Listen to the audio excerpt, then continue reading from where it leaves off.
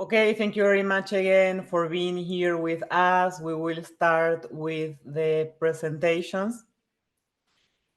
Today, we are speaking about how to build better and safer futures for little children and their caregivers, in this case, young girls. Everyone who is here at this talk, at this webinar, is against teenage pregnancies in the way they happen in Guatemala, which is the country that we will focus on. But this is a reality. So one of the topics that we will discuss today is how to better support those girls who are caregivers, young people who are caregivers, and some initiatives that we have found in our work, and what is the state of the situation in Guatemala. So what are the statistics? How many girls are affected by early unions, early pregnancies, and what are organizations doing about this, both in Guatemala and on a regional level? Today, it will be me presenting. I am a fellow at the Georgetown University Collaborative on Global Children's Rights Issues. We also have Elena Ruiz Bejarano, who is the Executive Secretary of CIPRODENI in Guatemala, the largest children's rights network in Guatemala. We also have Emily Lopez, who is a 17-year-old activist for girls' rights, who has been active in advocacy initiatives such as Niñas Poderosas, and Chrissy Hort, the Director of Policy and Advocacy at Together for Girls, based in Washington, D.C. Please, if anytime you have any questions, you can leave them on the Q&A box that you see on the bottom of the screen. And as I said before, we have interpretation today because half of the presentations will be in Spanish and half of the presentations will be in English. And this means that you can get interpretation also by going to the bottom of the Zoom page, clicking on more, and then clicking on interpretation and choosing the language that you need. So I am going to focus on the report that we are presenting today. It is a collaborative report. It is the result of many consultations with organizations based in Guatemala, grassroots organizations, community-based organizations, national organizations, UN agencies, INGOs. So it was quite an extensive work of interviews and consultations to learn what the stakeholders in Guatemala need from the ground. Both the name of the project and the name of the report are very long. So the name of the project is Breakthrough Series Collaborative on Promoting Early Childhood Development for Young Children on the Move in Northern Central America. We focused on initiative program projects that are trying to improve both child protection responses and early childhood development responses for displaced children who are Guatemalan and whose caregivers are also Guatemalan. This was funded by the Ben and Family Foundation, a specific program that is the Global Education Fund that tries to increase equity in access to quality early care and education for young children by learning from community-based organizations that are providing services and protecting families on the ground, and collaborating with them. This is the first report of a series of collaborative insights, so stay tuned because there will be more research like this.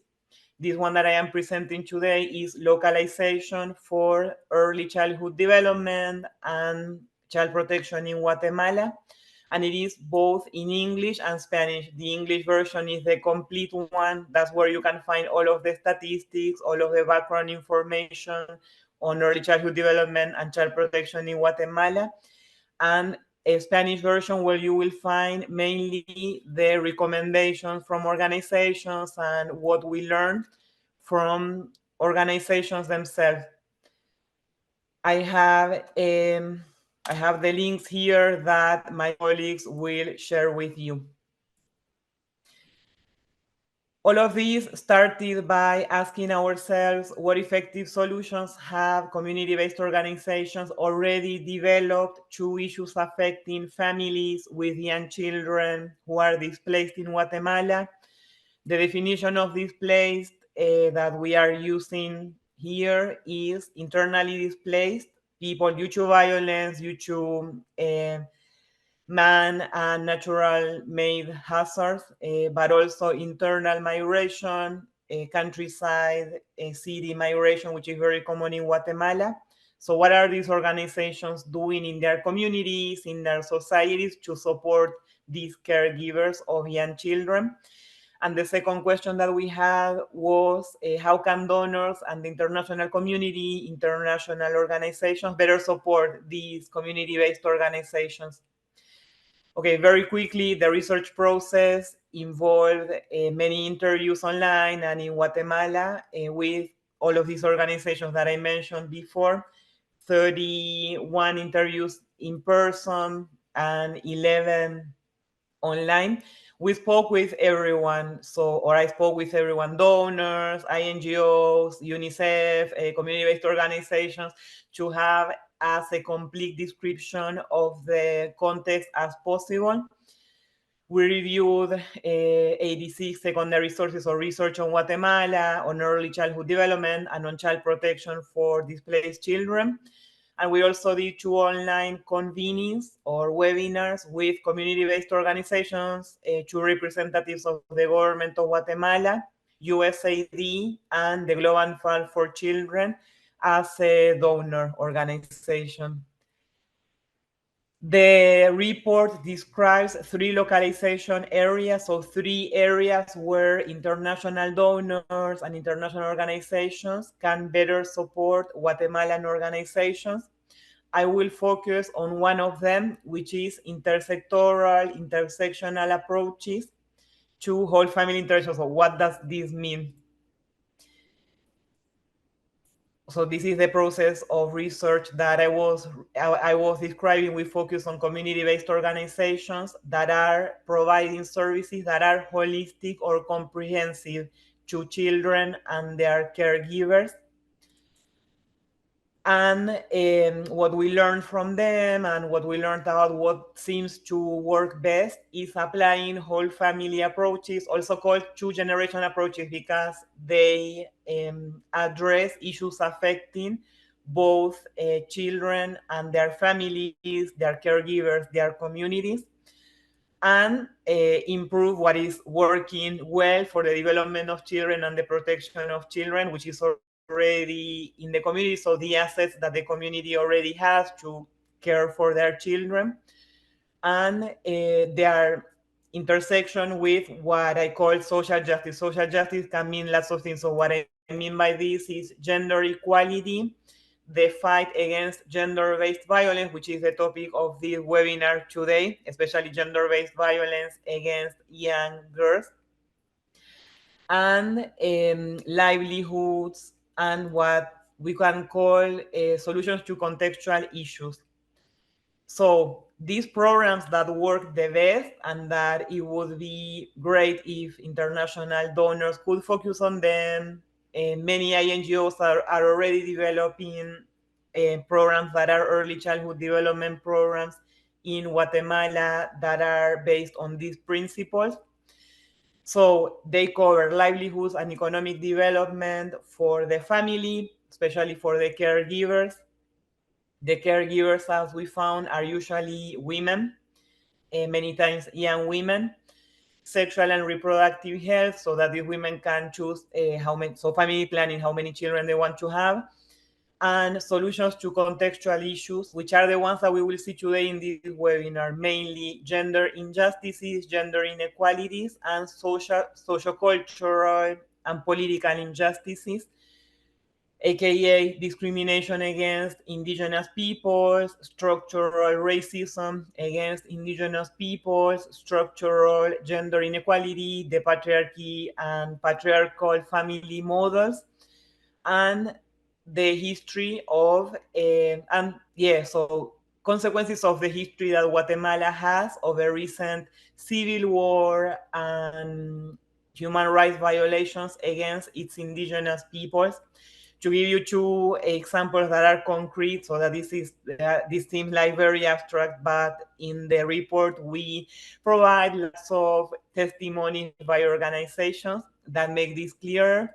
So one of them is, for instance, working with women, usually an older generation, that were victims of sexual violence during the Civil War and during the time of the genocide against indigenous peoples.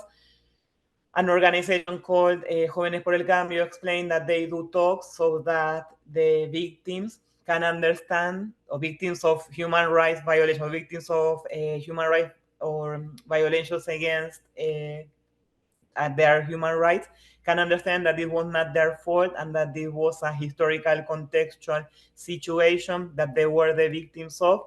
And another example that an organization gave us, El Servicio Jesuita para Refugiados, was women who are left alone in their homes, in their communities, after the man who is usually the breadwinner migrates to usually the US, also Mexico, to send remittances home.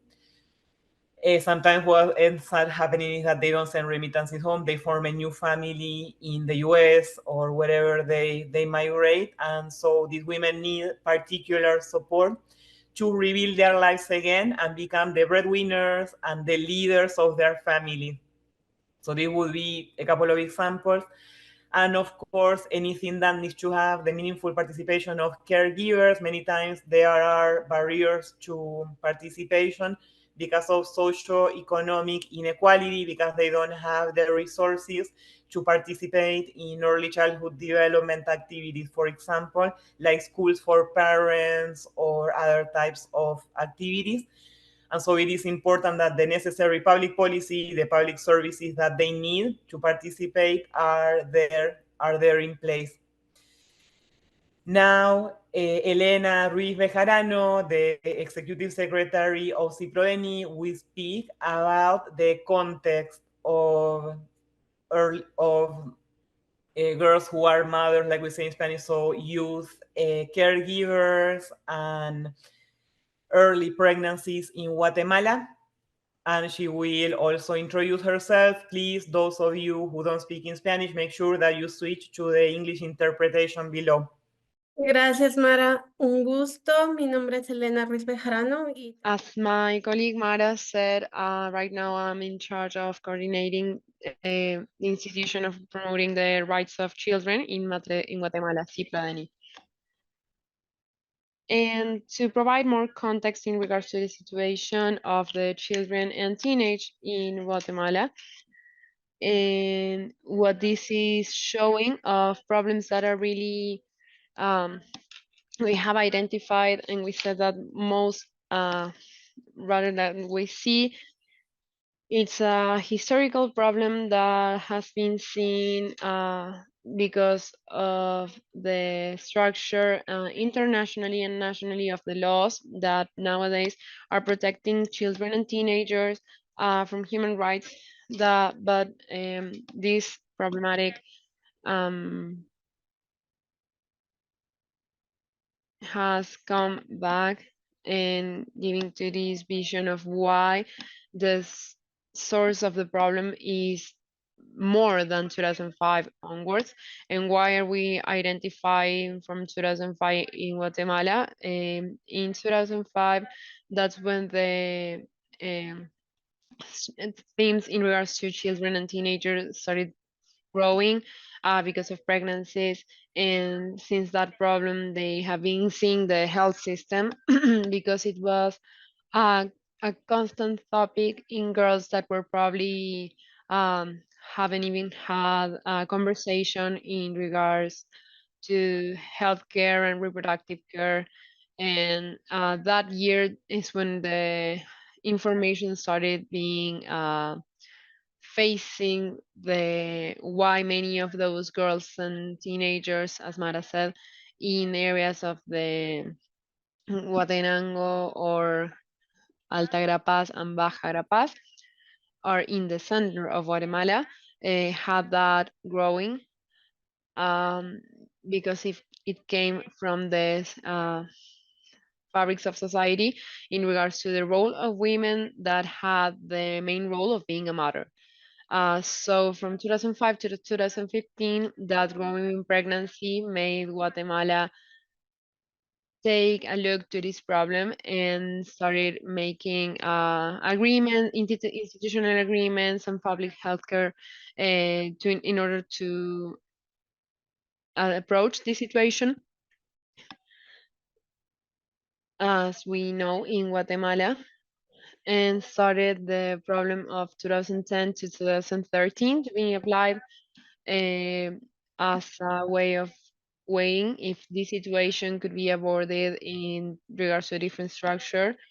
And they realized that unfortunately the law is applied but does not give that structural change that it should give. So how do they realize that?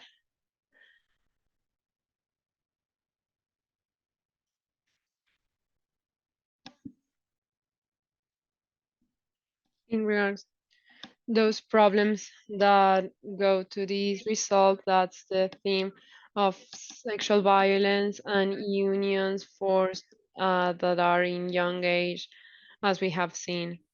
And that's when we start this condition in Guatemala.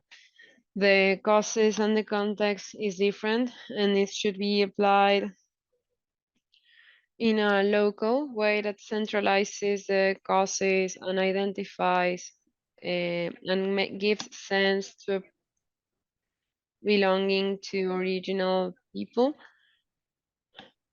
And that implies the first fear of the access to education because unfortunately in Guatemala, the system, the patriarchal system, has done the access in education, and that's the first step that we see of why sometimes they are left that and the only role or vision of life that they are given is being mothers at a young age because unfortunately that is that is given because of a society that's familiarized patriarchally. We have found that the families and the children start to have kids between 13 and 15 years. And when they reach 30, they are grandmothers because their first kids have been mothers at a young age. And that's when we find another structure that scales to violence and in the conditions of why in Guatemala we are not being able to reach that issue of poverty and extreme poverty because it is aligned with many of the families in Guatemala having this situation of poverty and extreme poverty. They do not have access or haven't seen access to planning. They haven't had access to food or rights. So families start to have that condition that reaches directly to the families that we know that in Guatemala is growing weekly historically and because of the same thing because that's link that they are mothers, young mothers, children that are having children and their bodies are not totally ready. And that's why the kids that are born with chronic nutritional issues. And we see, sorry, Mara. One of the strongest one is the issue of the sexual violence is very it is very sign, unfortunately.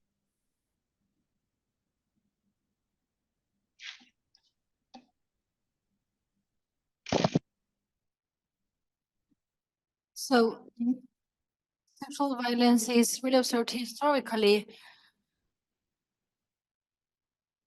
because of the internal conflict that we have in Guatemala, but also because sexual violence has been invisible and has been normalized at an extent that from that is why I was telling you to review our history and the situation, because in 2005 was the moment when we started seeing this encounter of situations. At that time, started to see the idea of punishing sexual violence and punishing early marriages. But this process is not enough when we focus it from the gender violence. Gender violence is observed in these fourth pillars, in these fourth axis. And if we do not focus on prevention for gender violence, increasingly and directly in the territories, it would be really difficult to see dynamic and concrete changes when we have to measure the indicators that we've seen in early pregnancies, girls and teenagers. And from Ciprodeni, from our analysis for rights for girls and teenagers, we want we're working on strengthening and on incidents in this, and we are also working with evidence, because data is telling us what is happening and is reflecting the situation that is happening. Through data, we can make some changes, not mainly in the with the logic that we observed in Ciploteni, but data does reflect and show and can tell which are the names of girls who are suffering this in Guatemala or going through the situation of vulnerability, and the situation to which the state of Guatemala has not been addressing and has not been tackling. On the opposite, the situation has been increasing, and this is a problem that is not being addressed. This crisis was even increased in 2020 in the middle of the pandemic. We were all in quarantine, because at that time we could see what we were seeing in the past, that sexual violence starts at home, and that is the first attack and an aggression to children and young teenagers, because it's in the families, is in that context is where girls and young teenagers are protected. Because when we started coming out of the pandemic, we started to see more cases of girls and young teenagers with early pregnancies. So by mid 2024, we got the highest numbers, historically speaking. According to the National Registry of People, there are 25,031 births for the middle of this year. We will probably get to 30,000 or even more. We'll see now at the end of the year. And the ages of mothers are from 10 to 19 years old. Unfortunately, I would like to say that the situation is not longer there, because we cannot understand how a girl of 10 years old is raising a child. But unfortunately, in Guatemala, we're still seeing this dynamic, and it's really observable. And I also like us to focus on the fact that births from mothers or early childhood, there we found the most amount of deliveries, and from 15 to 19 years old, we've seen 34,175 births. So We understand that for this, we need to put out our attention because we are not only seeing teenagers and little girls with pregnancies, but we also need to consider how to holistically and comprehensively address this. There's a great percentage of these kids who are born in the situation, they are the first level of vulnerability, which is malnutrition. So 60% of these cases, because of being little girls who have given birth with a problem that did not have primary health systems or did not have health attendance after the birth, they are having this chronic situation.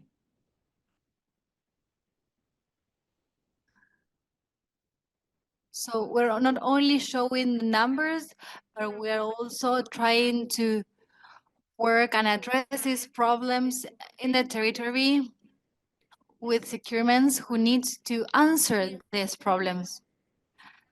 So this situation, from Ciprodeni, we are doing our effort to discuss this with politicians or with institutions so that we can show them the potential mechanisms that we could use to address this, to let them know which laws we should implement or some suggestions for public policies, mechanisms, also strengthening programs to work in the territory. So this number can be reduced. We also want to have a full component in terms of human rights, because in this situation, we are also having the problem that we don't have the budget from the national government to address this particular problem,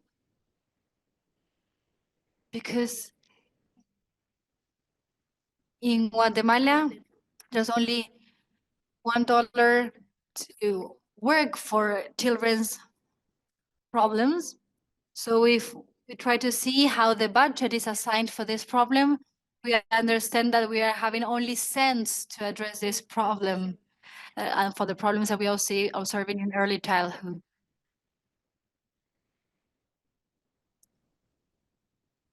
And also I wanted to share that in the identified areas, we are seeing that are in Huentenango, we're seeing most cases. This data is from the beginnings of the year. Huentenango is in 3,031 births. There's also a number that we couldn't identify so many times, which is for the unborn babies, because we don't have a clear register from institutions to see if there were girls who had complications during their deliveries, because the only data that we can sometimes obtain is about those girls and teenagers who die during delivery. But most of those deaths have to do with the deliveries. As we can see, the altiplano of the country is the main area of these numbers. But we're also seeing in Guatemala department, even though it seems that here we don't have lots of this problem, unfortunately there is, because in this department there's lots of sexual violence and violence indicators towards girls and teenagers.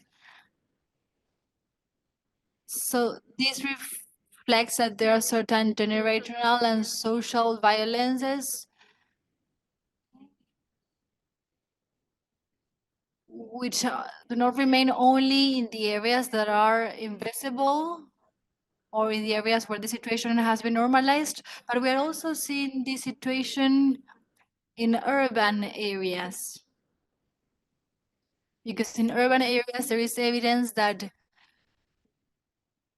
girls have always been most vulnerable in Guatemala. So as a Brodeni, we also understand that to address this, we should work with clarity, providing girls and teenagers with the proper tools. So how do we do so? Well, in addition to the problems and the plans that we already have and the suggestions for laws like 6480, because that is the new law in which we are working at the Congress together with politicians and with other organizations who are addressing early childhood.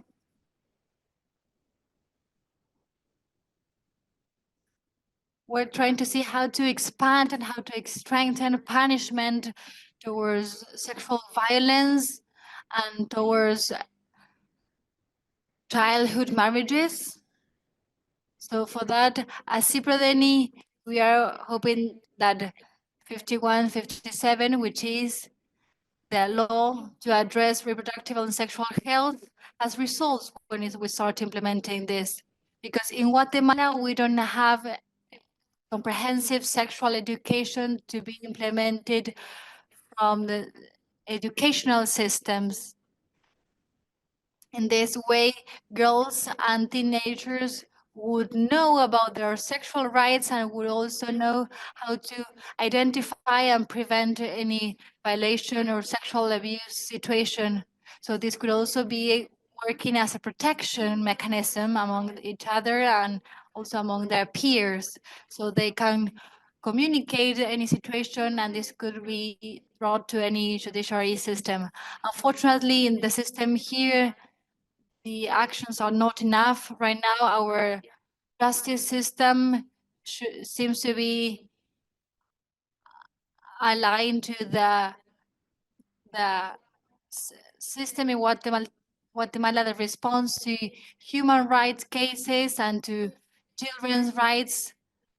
But unfortunately, we are seeing a gap as well that we are not being able to overcome because only 3% of cases of girls and teenagers pregnant are only arriving at the system of justice. Only from that 3%, only that 3% gets a sentence, a suggested sentence where there is the restitution of the girl or the little or young teenage. And then they arrive at a plan called Vida from the Social and Development Ministry, which accompanies the girl or teenager so that she can receive all her rights and mainly the economics, legal, and psychological support so that she can be developed in an early motherhood and so that she can receive the support in this situation. As I was sharing, we are also investing our efforts in these mechanisms, but we cannot do this and work in this comprehensive situation on our own. And we need to work with girls and teenagers. So from Ciprodeni, we've been working in the acknowledgement of subjects of right. So in this sense, girls and teenagers from their own perspective can have a project of life that is beyond the one that is regularized or normalized for them. Because in Guatemala, girls are born with the only purpose of being a mother. So this change of mindset is reflected in the rights. So we need to focus on how to deconstruct what they've been taught as normal from their mothers or their grandmothers, so that they can also develop their own life. Because we do know that as well, there are girls or teenagers who do know that they want to be mothers, but we don't want them to consider that motherhood is their only purpose or the only purpose of development. So they can know that they can have at least 3 different pillars that they can recognize before deciding to be mothers.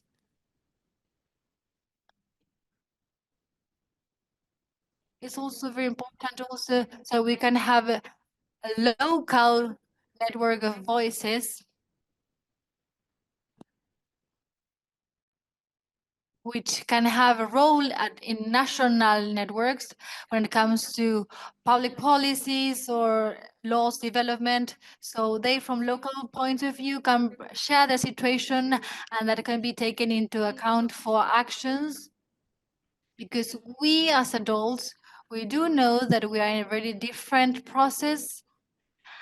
So it is important for us that they can share how they consider the situation, what is their view on their situations about pregnancies with their friends, with their peers, so that they can share also how this affects their lives.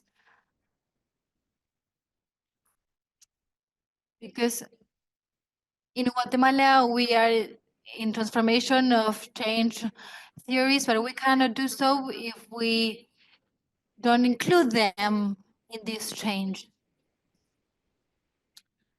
So our perspective is that we can have a gender perspective, but looking at it from the girls and teenagers side, because as we said, we as adults, we cannot transform a reality in which we do not belong, because it is their reality, and they are the ones who should share and who should lead our work as adults, because we as adults, we're only a mechanism for them so that their actions can be relevant and can be replicated in their lives. We should also acknowledge that they are the individuals and the careers who are telling us how to address and improve their lives, the lives of girls and teenagers who are in this situation. So that will be all. Thank you very much, Mada.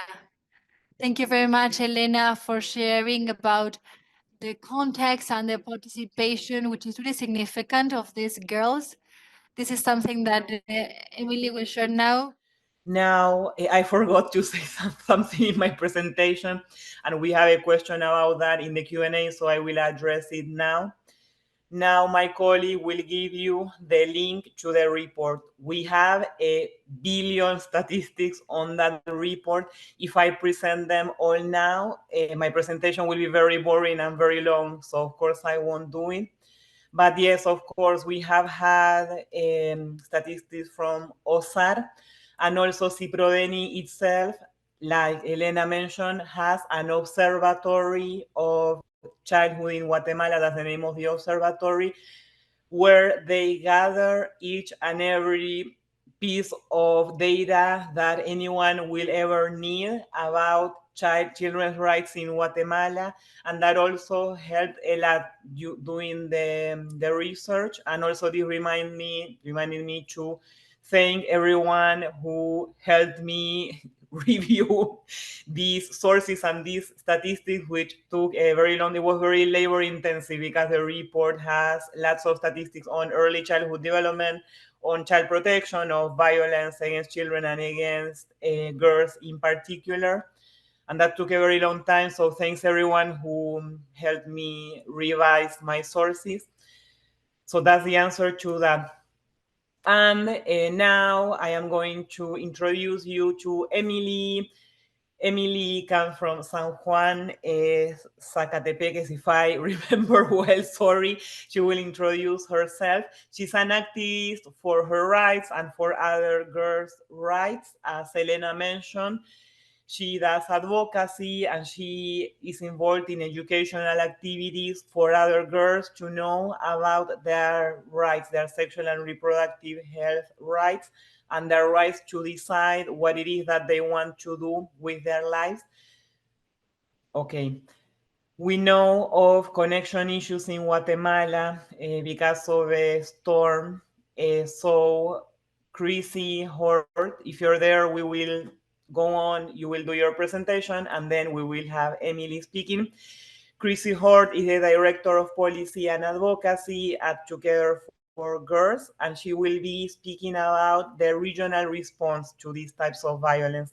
So thank you very much, Chrissy. Hi, everyone. So my name is Chrissy Hart, and as Mara mentioned, I serve as Director of Policy and Advocacy with Together for Girls. Together for Girls is a standalone nonprofit organization, NGO, but also a global partnership that includes the U.S. government, and specifically the U.S. Centers for Disease Control and Prevention, the State Department, the President's Emergency Plan for AIDS Relief, PEPFAR, which funds a number of vax surveys, which I'll talk about in just a second, and USAID. Additionally, several UN entities, 7 in fact, including UNICEF, WHO, UN Women, UNFPA, UNAIDS, and the Special Representative to the Secretary General on Violence Against Children, as well as private and philanthropic sector partners. So TFG began in 2009 to support the implementation of violence against children and youth surveys, otherwise known as the VACs. And after the presentation, I will drop some links into the chat, including one to information on the VACs, including Guatemala's youth survey, which is technically not a VAX. It doesn't follow the exact methodology of the typical VAX surveys, but it is an expansive survey of violence against children and youth in Guatemala, measuring the prevalence, nature, consequences, and potential drivers of violence. And it is disaggregated by sex and age. It interviews children and youth aged 13 to 24, asking 13 to 17-year-olds about their past year experiences of violence, and 18 to 24-year-olds about their all-time experiences throughout childhood.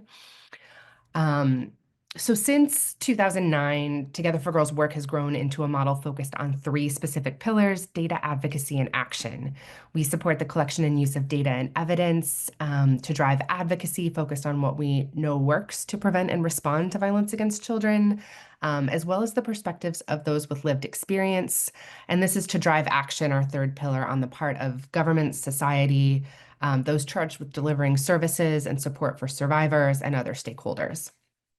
So over 2 years ago, recognizing the need to amplify the voices of public and non-publicly declared survivor advocates, Together for Girls, along with a cohort of 15 survivor advocates from all over the world, started the BRAVE movement.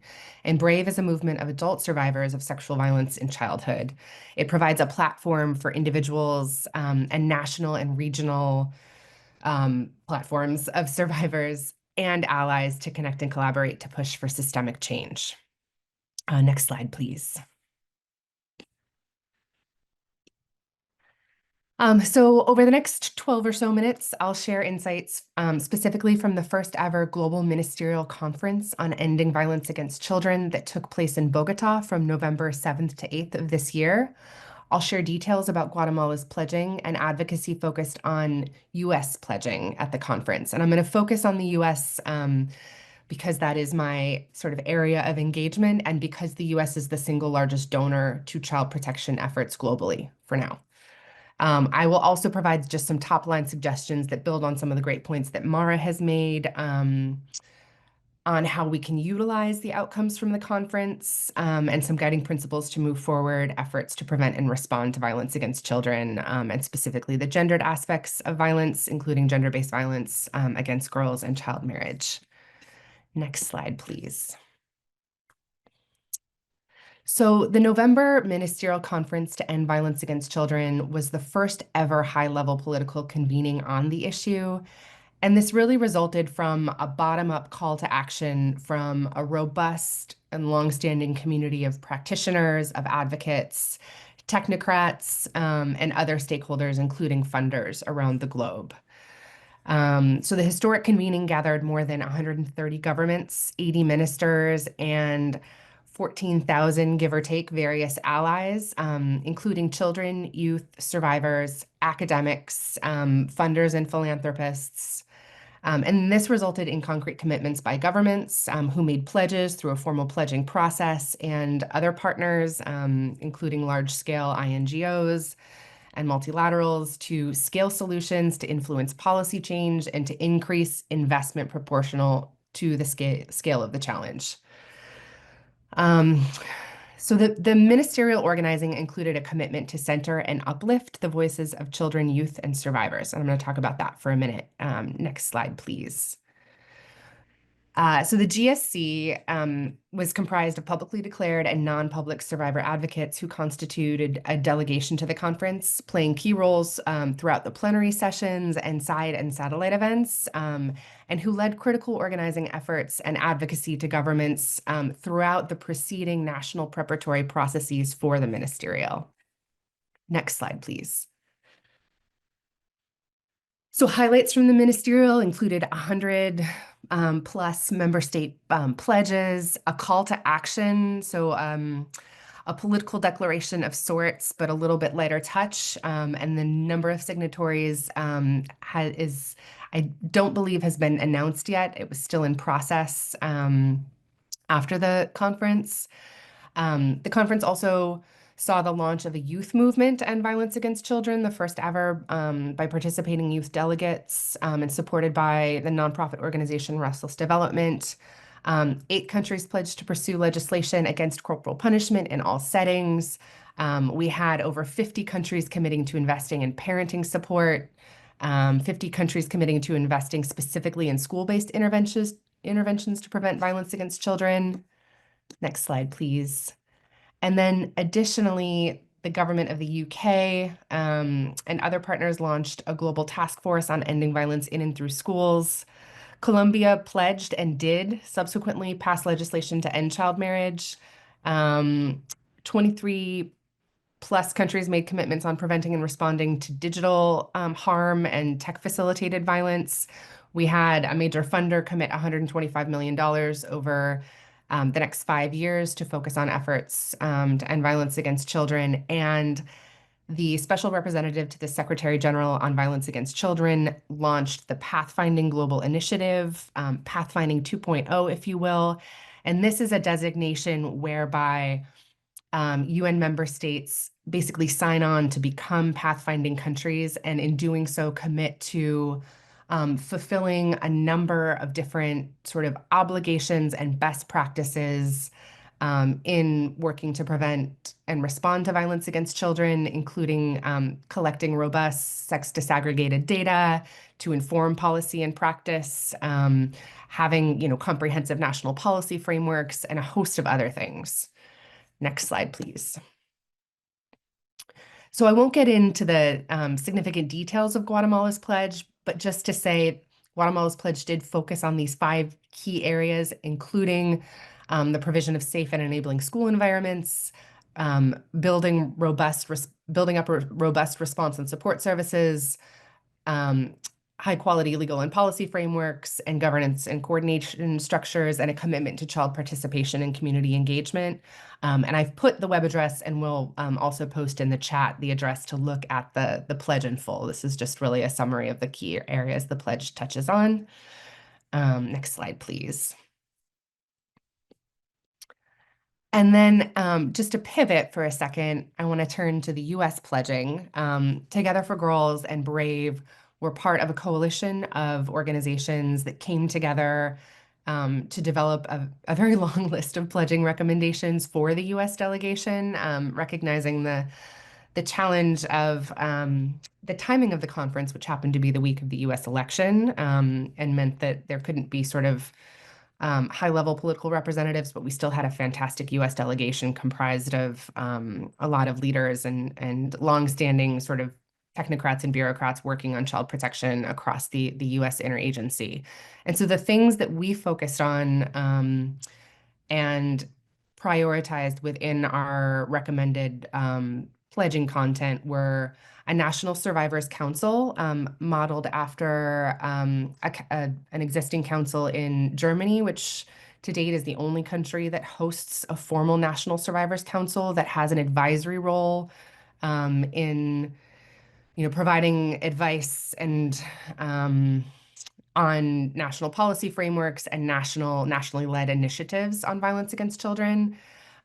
We delineated a raft of key domestic and global investments and programs really spanning the domestic and foreign assistance policy spheres, and then put forward suggestions for a White House memorandum that would prioritize a number of key sort of federal infrastructure elements, including things like a cross-agency priority on children and youth, child impact statements, and statements on the best interests of the child, and the establishment of a technical working group on the measurement of violence against children, as well as building the evidence base. Next slide, please. And so U.S. pledging spanned a number of issue areas, which you can see here. The U.S. pledges were quite robust. Next slide, please. And some additional pledges were made on immediately after the conference, and these included the establishment of a National Survivors Council. So the U.S. will hopefully be the second country to stand up a National Survivors Council to inform both domestic and foreign policy. The technical working group on VAC measurement data and evidence that we suggested will move forward. And then as the Biden administration winds down, some of the key interagency actors like USAID behind the launch of the new Thrive strategy, which previously was the Advancing Care and Protection of Children in Adversity strategy. And it was updated this year. There will be a consultation with civil society on efforts to move that work forward, create implementation plans, et cetera. Next slide, please. And so just a few things I want to touch on looking forward. First, just to say, this is a very sort of light touch cursory representation of what happened at the conference, but it really was an incredible global moment. And I think all the more powerful because it was driven by communities of practice that include certainly multilateral organizations and, bilateral donors from high income countries, but also academics and practitioners from a global community of actors who have long been working to build the evidence base and move forward and elevate attention to the issue of violence against children, including many who take a strong gendered lens and really advocate for understanding the specific gendered risks to both girls and boys, and certainly gender nonconforming children. And so a few things I'd like to suggest, and these really do, I think, align with a lot of what Mara found in the great research she presented. I think for civil society, this is a unique opportunity to leverage the pledges made by governments, including that of Guatemala. And one thing that I'll note as you click through the link that I'll share in the chat to look at Guatemala's pledging, it's pretty gender blind. And I think that's a substantial opportunity to sort of advocate for a gendered approach to taking forward a lot of the recommendations and the pledges that the government of Guatemala has made. Additionally, we have yet to see what accountability mechanisms look like, but certainly there will be, all of the pledging is publicly available, and there are discussions moving forward now between, different stakeholders, multilateral actors, NGOs and CSOs, funders, about how we sort of make this stick. And the plan is to hopefully generate regular convenings and hold regular convenings and ministerial conferences at regular intervals moving forward, so that there really is an opportunity to come back to take stock of progress on pledging and to continue deliberating around new evidence and innovations in addressing violence against children. For large-scale implementers, I think, a lot of this is kind of well understood by many of us, the imperative of localization in program design, in prioritizing local leadership, in, program design, implementation, in supporting, advocacy efforts led by local organizations, and, with that principles of consultation and inclusivity at all stages of a project or initiative. We know that these are best practices. We've been talking about them for a really long time. And I think right now, particularly with the worldwide backlash to democracy, to civil society, to free speech, there is an opportunity for funders and large-scale organizations and bilateral donors to really put their money where their mouth is, so to speak. And that includes for those who are large-scale implementers, either for-profit or nonprofit, to really advocate robustly for local partners, including for the provision of flexible and core funding, which is something that we see is not always sort of provided for, but is really critical to the sustainability and health of especially small civil society organizations and community-based organizations. Next slide, please.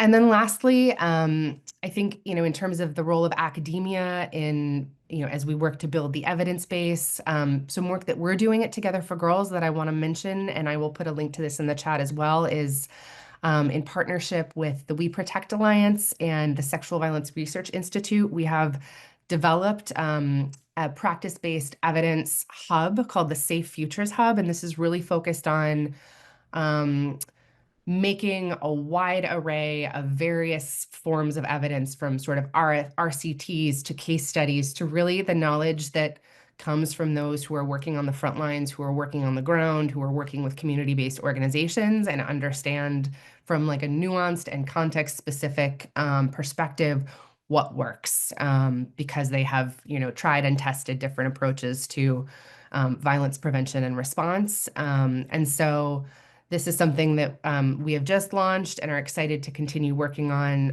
Again, I'll share that link. But we really need to expand the conversation about what we mean when we say evidence and who is an expert and what expertise means.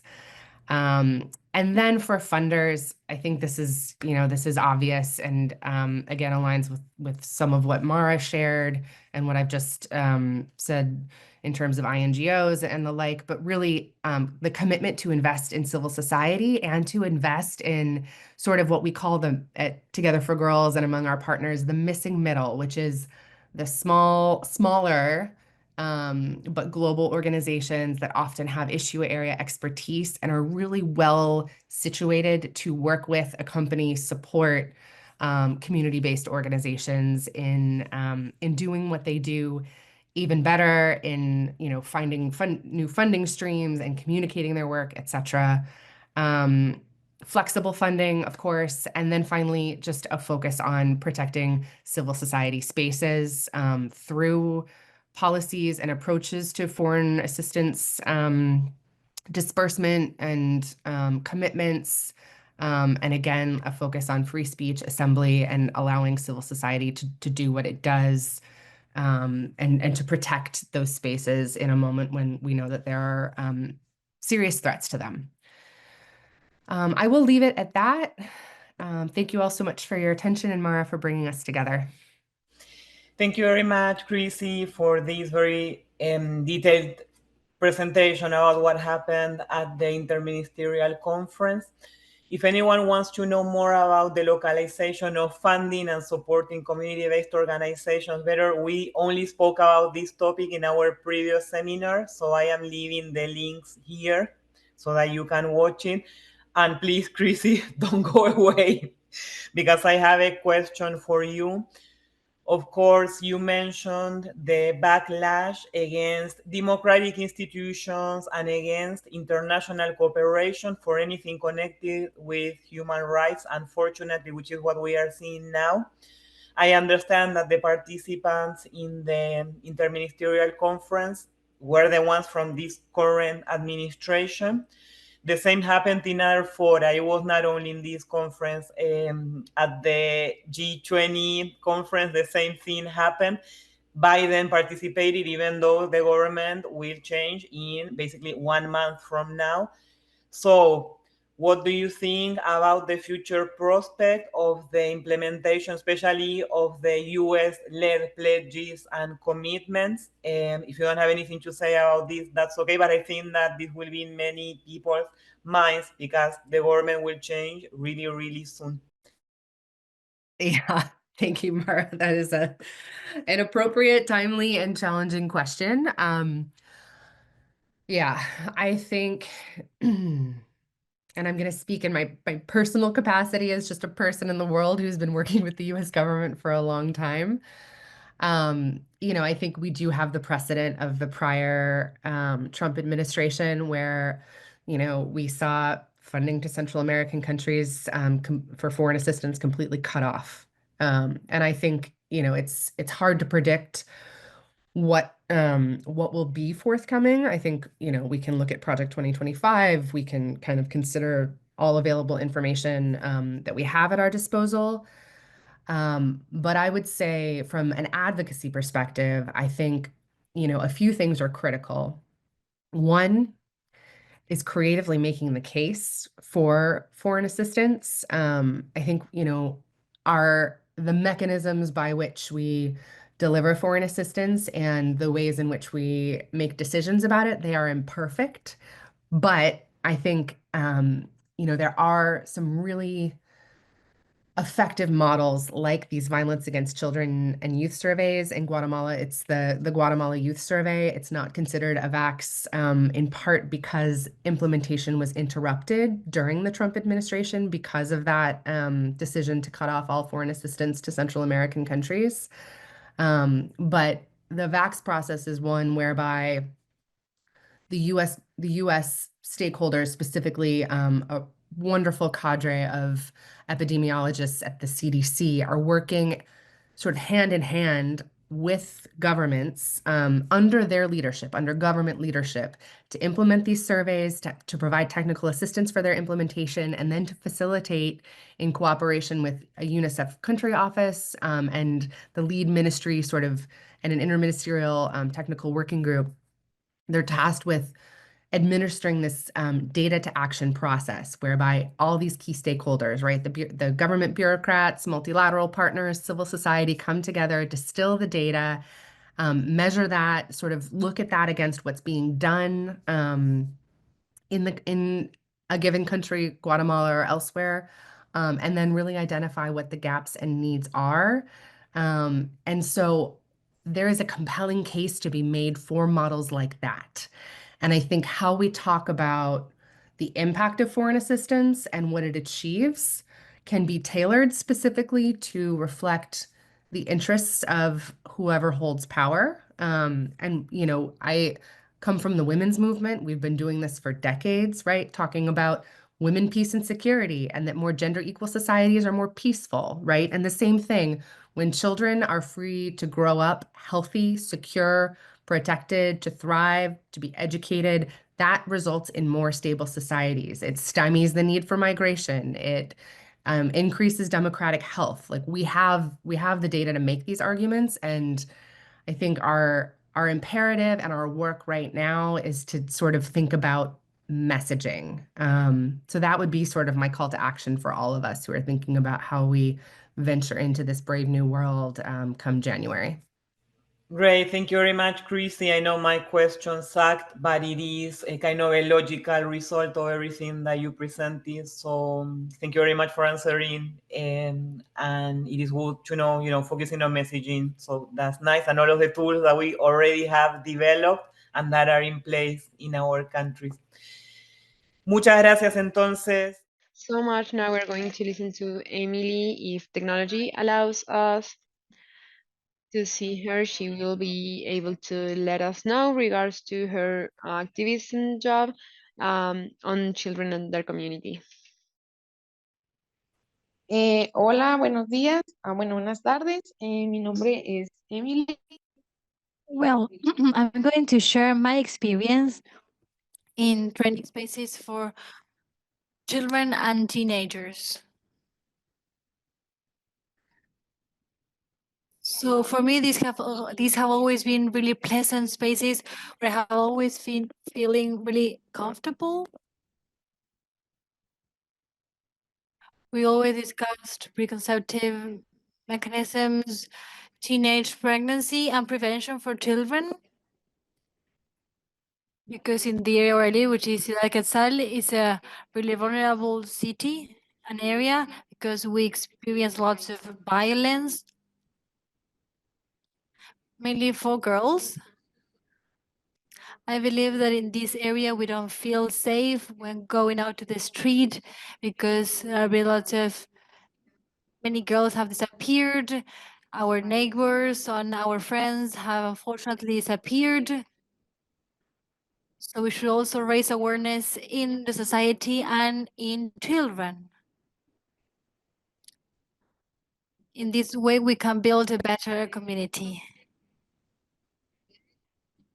For Children's Day, and mainly for Girls' Day, we had a conversation with authorities from Ciudad Quetzal. Many authorities were invited. Unfortunately, not many of them were there. There, we wanted to share our challenges, the challenges that we are facing, which is miseducation, the lack of preconceptive mechanisms, and also the poor sexual education. Since this is a topic that is not discussed so much. So that is why girls are so vulnerable, and that is why we are experiencing teenage pregnancies, and that is when we see forced marriages at early ages. And some of the challenges to avoid early marriages are different roles in genders. Because it is considered that boys and girls have a specific purpose in the community. So girls grow up believing that they should be caregivers, mothers, proper housewives and wives. And of course, in many cases, women or girls mainly keep this mindset and are only mothers or single mothers. They don't finish their studies and they cannot develop properly. Other challenge that I observe is that in communities and in the schools here in Ciudad Quetzal, it is, or maybe all around Guatemala, we believe that this topic is not discussed, and mainly when it comes to forced marriages, because it's an issue that we're observing, and it is normalized that girls are married to old men or they are joined with their friends who are boys. Another challenge is that even though the law does not allow this, there is not much information about this. So authorities celebrate these marriages in a hidden way so that these are not known. And also today I wanted to share with you that we have a voice network since where I've been participating for a year now, where we have training workshops regarding girls and boys' rights and women's rights. We also discuss gender topics. We also discuss teenage pregnancy and mainly early marriages.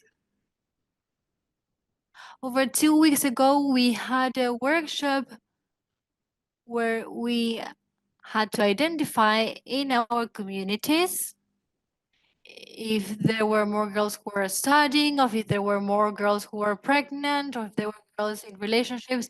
And unfortunately, we observed that there are many young girls who are pregnant, but this is a really common idea. And on Monday, we will discuss these topics again within our communities with girls and teenagers. So we as voices mainly receive a training on the topic, and then we replicate that with our peers who are other girls from our communities, our schools. So that will be all. Thank you very much. Thank you very much, Emily. And I have one more question to provide further context. We have a question regarding early marriages and forced marriages. So in Guatemala in 2023, there was almost 70,000 girls, boys, and teenagers in early marriages.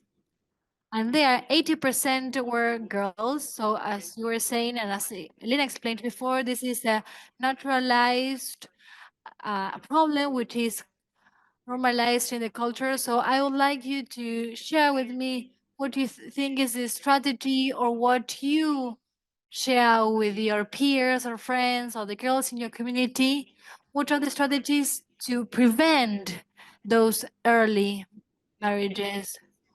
What's been working to convince parents or even the same girls, to convince them that forced marriages are not the best scenario for them, or to let them know that that is negative for their future?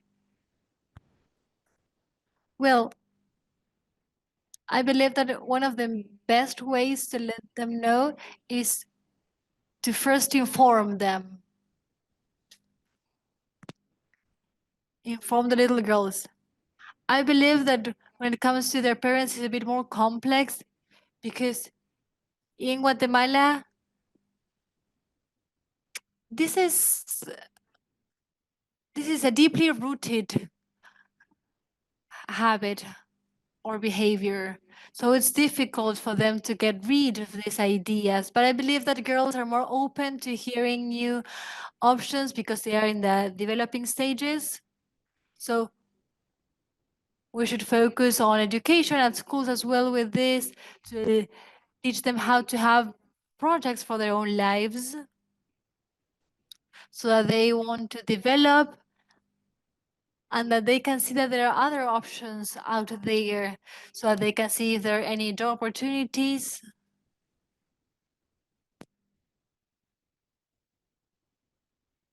So it's important that they know that there are different options. Or of course, that if they want, they can choose to be mothers, but that they know that there are other options as well. And with parents, well, we could also have schools for parents so that they can understand that that is wrong and that that is preventing their girls and their children to grow up and have a full life. Well, thank you very much. So you are one of those voices, and I imagine that you are visiting other schools to discuss early marriages or forced marriages, violence and violence against girls.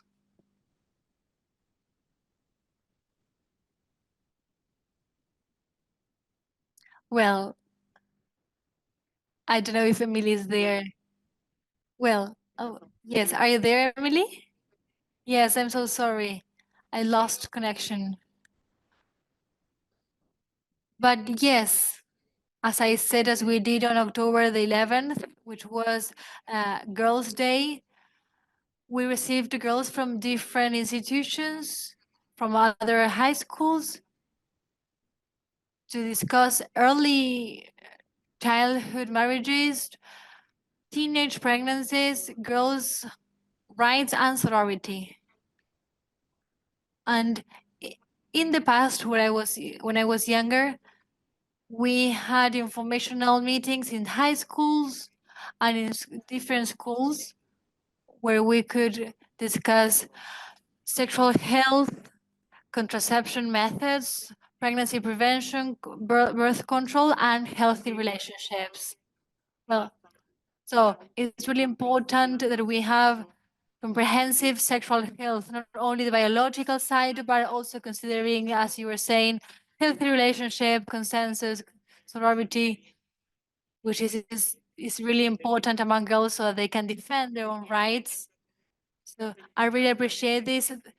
Congratulations, Emily. I really congratulate you and the other girls who are also the voices out there for your job, because it is really important. So congratulations on that. Thank you so much, and thank you for this space. Thank you so much. I will keep the discussion.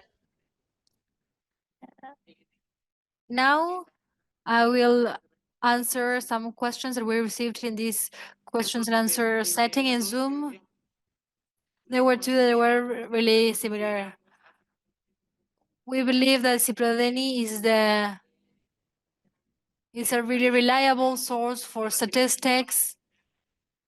So I imagine that the job behind this observatory for working for girls, boys, and teenagers is a really significant job, which is really useful for us researchers so that we can have reliable data to use, mainly the data related to invisible topics, as we said in this conversation, as Elena mentioned and as Emily mentioned, for example, early childhood marriages or sexual violence against teenagers. So congratulations, Ciprodeni, for your job. There's another question that was here was how to get involved in research initiatives about violence against girls and women. This is from Ashley Mejia. She lives in the US, but she is from a Guatemalan family. And yes, Ashley, what we suggest or what we recommend is to contribute to these initiatives. We don't need that the person comes directly to the country to support these communities, but as you're suggesting, maybe you can provide your own skills and your own knowledge for this cause. And if you want to get involved with Ciprodeni, Ciprodeni gave us their contact information, which I will share in the chat. So you can contact them and you can see how to provide your input to that job and efforts. Then you will see their website and you will see their social media that my colleague is going to share with you in a minute. And if you want to get in contact with us, I can also provide you my email address, but it's really important that you can provide your own skills and your own knowledge. So thank you very much for that. And there was another comment or question that says, I believe that to create safer futures is way beyond the advertisement and conversations. I think it has to do with the project for healing and communities, because I believe at the end of the day, it's about adults hurting kids, not only focusing on victims, but also impacting on the environment. And yes, that is what we discussed in our presentations. I mentioned in my presentation the social cultural factor, mainly considering the genocide history and also systemic racism. In Guatemala, where was a genocide? In Guatemala genocide, there was 4 stages. The last one was the one for the civil war. And we need to take this into account because this is not an individual answer. That is why we are talking about 2-generation answers, community responses that have to do with social justice, because there are many social networks that need to be reanalyzed and brought back to Guatemala. So yes, we agree with that. And when we mention or when we refer to advertisement or conversations, we are trying to refer to the cultural change that we need to respect children's and teenagers' rights, as it was explained by the speakers today.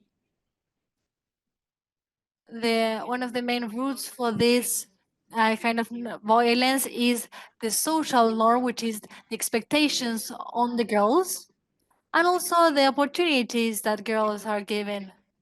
So what is expected, what is culturally expected that a girl should do or is not allowed to do. And many times the way of changing that is through communication, which causes behavioral changes in families and in communities. So that is why we mention communication.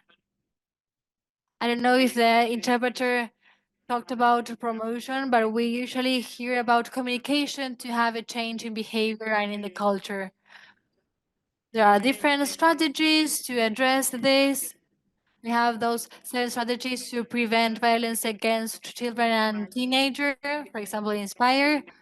And these show that fighting against violence against children and teenagers is a multi-dimensional fight, which involves different aspects of life in community and how people relate when they belong to a community. And that is also our perspective. Also, when it comes to aggressors, Elena mentioned the change in regulations and in politics. So there are higher punishments for aggressors.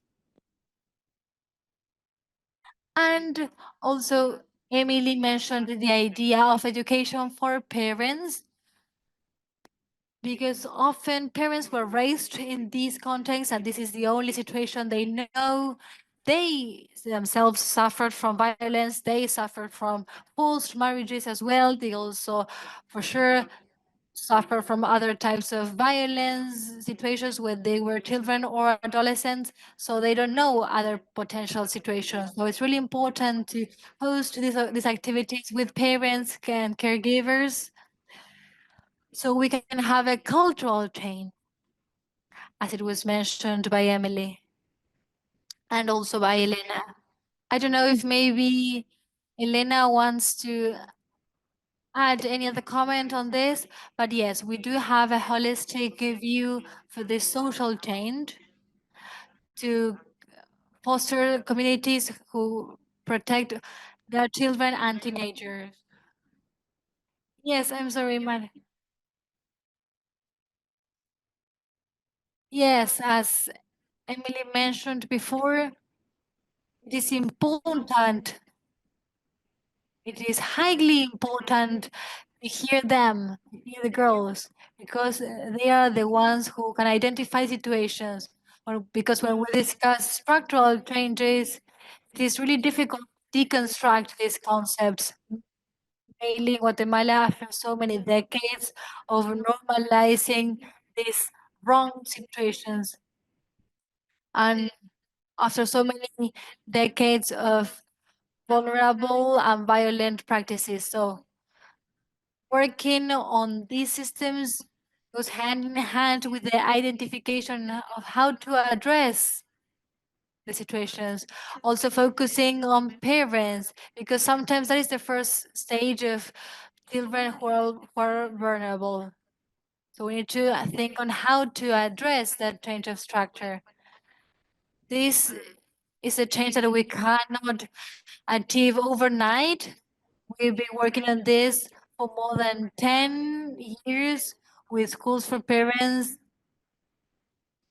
in our country. And even today, when we discuss sexual and reproductive health with parents, when we being parents, we can see that we're always receiving women, because from the very beginning, when we discuss motherhood topics, they believe that they are only for women. So we're trying to find new actions and to call parents and fathers as well for safe masculinity and non-violent masculinity, so that we can have a balance in this change, because we cannot continue addressing this only for women, from women, but we also need a change from the aggressor,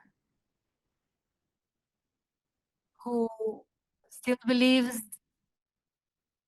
that can have a life, a relationship with a minor child. That's why from 2016 we have changed our legislation in terms of childhood marriages, but as Emily mentioned, we are still observing this problem in our communities, because even though they are not being registered, we are still experiencing these marriages.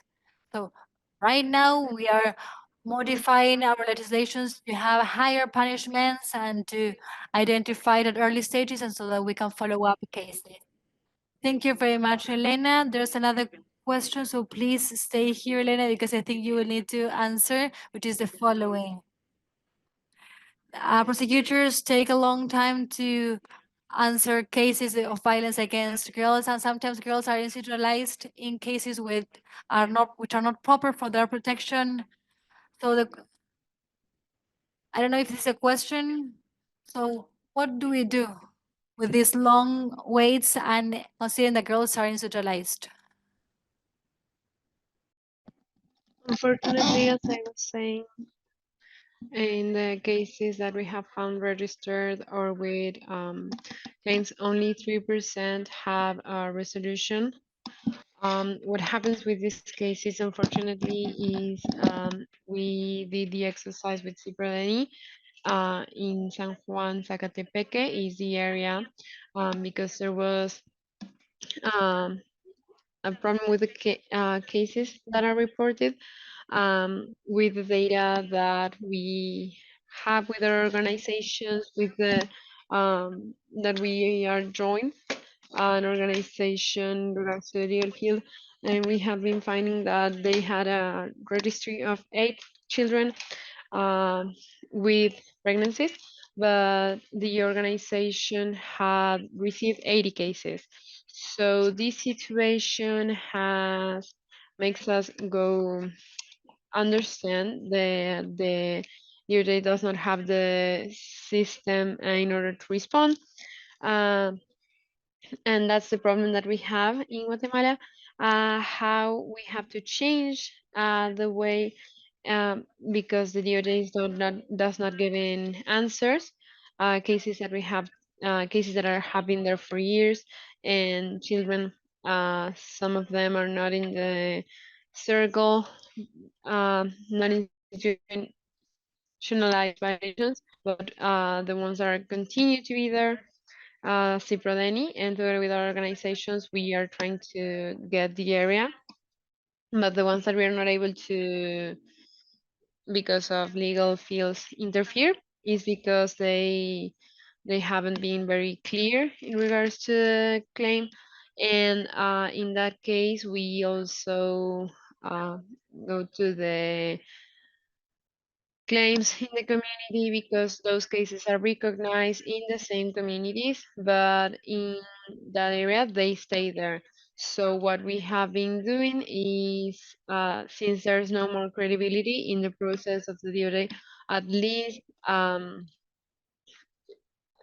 in that way, just recognizing the case and entering in action the organizations of civil organizations that have been doing the work in Guatemala for decades, that the system hasn't been able to give to children and teenage. So we go back to giving the support to these organizations, as it has been mentioned, and that they can operate as intermediate in justice that's not working. We have to be with them in order to provide a resolution for the cases and the communities that can identify the cases, and there has to be something in the middle. And that's why we are insisting in regards to the donors, for them to give to the communities that are in the middle, that are in the territory, and that are not in contact with the communities and in the government and in the state. Thank you so much, everybody. We have to leave now. In fact, it's a little bit late. And we are really appreciate you for staying here until last minute.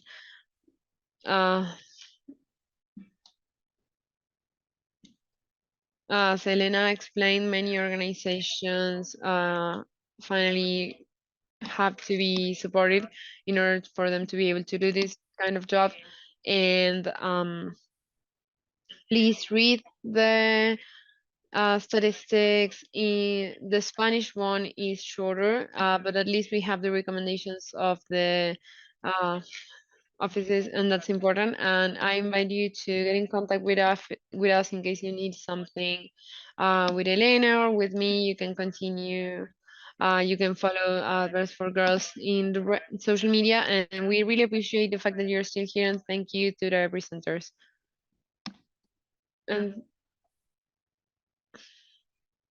And thank you to Georgetown American Institutes that has been supporting us, that co-sponsoring this event, and that has been helping us to receive interpretation so that everybody is able to understand what's going on. So thank you to Guy from Georgetown. Thank you. So greetings. I hope you all have a nice week, and we'll keep in touch.